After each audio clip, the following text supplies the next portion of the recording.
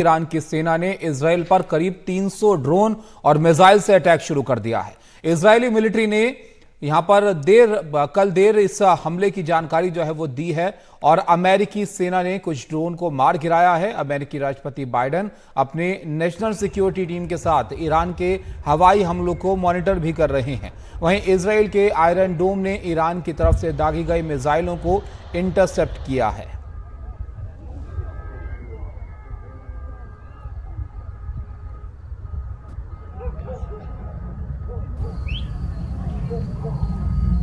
तो यहां पर ईरान और इजराइल के बीच हालात तनावपूर्ण होते चले जा रहे हैं। ईरान की तरफ से जो अटैक किया गया, मिसाइलें दागी गई, उनको इंटरसेप्ट भी किया गया है और अमेरिका भी एक तरह से इजराइल के साथ यहां पर खड़ा हुआ नजर आ रहा है। लेकिन स्थिति जरूर इससे तनावपूर्ण यहां पर हो गई है। उमा शंकर सिंह हमारे सहयोगी हमारे साथ जुड़ गए हैं।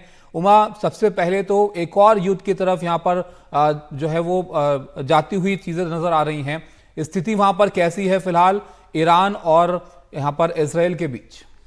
जी देखिए, 1 अप्रैल को जो दमिश्क में हमला हुआ था इजराइल की तरफ से, हालांकि इजराइल ने इसकी जिम्मेदारी अपने ऊपर नहीं ली, लेकिन ईरान बार बार ये कहता रहा कि ये जो हमला है वो इजराइल की तरफ से किया गया, जिसमें उनके जो 2 बड़े सैन्य कमांडर हैं वो मारे गए और 6 और लोगों की जो मौत है वो हुई। उसके बाद से ही वो लगातार बदले की कार्रवाई की बात कर रहा था और इसको लेकर बहुत ज़्यादा चिंता थी अमेरिका और इजराइल जैसे देशों के बीच कि किस तरीके से ईरान जो है वो हमला करेगा। उसी का जो रूप है कल देखने को सामने आया, जब जो दृश्य में हम देख रहे हैं कि किस तरीके से तकरीबन अब जो जानकारी आ रही है तकरीबन 300 के आसपास जो मिसाइल है या फिर जो ड्रोन है वो ईरान की तरफ से दागे गए इजराइल को निशाना करके, खासतौर पे तेल अवीव और यरूशलेम को निशाना करके। लेकिन क्योंकि जो आयरन डोम प्रतिरक्षा प्रणाली है इजराइल की वो काफ़ी कारगर है, ज़्यादातर जो मिसाइल या जो ड्रोन हैं उनको हवा में ही नष्ट कर दिया गया और कुछ एक जो हैं या तो खाली जगह पे गिरे, लेकिन कुछ जो रॉकेट हैं या जो कुछ मिसाइल हैं वो उस एयरपोर्ट, उस एयरबेस पर भी गिरते हुए नज़र आए हैं, जहां से इजराइल ने एयर स्ट्राइक को अंजाम दिया था और जहां से दमिश्क के लिए जो हमला है वो किया गया।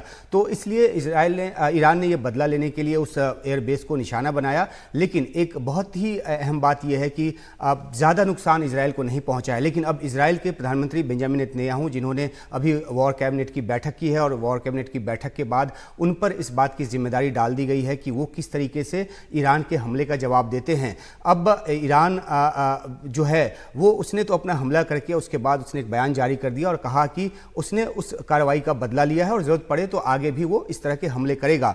अगर अब इजराइल जो है वो फिर से ईरान पर हमले करता है, क्योंकि ये पहली बार है जब ईरान ने सीधे तौर पर इजराइल पर हमला किया है और इसका बदला लेने के लिए अगर इजराइल ईरान पर हमला करता है तो युद्ध और ज़्यादा भड़क सकता है। और इसलिए अमेरिकी राष्ट्रपति जो बाइडेन ने नेतन्याहू को इस बात के लिए आगाह किया है कि अगर वो इस तरह की कोई कार्रवाई करते हैं तो अमेरिका उसमें साथ नहीं देगा। और ये भी कहा जा रहा है कि नेतन्याहू जो है जो तमाम कदम उठाते हैं ज़रूरी नहीं है कि वो डिप्लोमेटिकली बिल्कुल सही कदम हो। अमेरिका जो है वो इजराइल की जो आत्मरक्षा की जो एक नीति है उसको इंडोर्स करता है, लेकिन इस इलाके में युद्ध न भड़के इसको लेकर अमेरिका बार बार नेतन्याहू को जो एक सलाह है वो देता रहा है। तो स्थिति वहाँ पर अभी इस बात पर नज़र बनी हुई है कि क्या इजराइल जो है वो रिटेलिएशन करता है, और अगर ऐसा करता है तो फिर बहुत ज़्यादा वहाँ पे और तनाव जो है वो बढ़ेगा।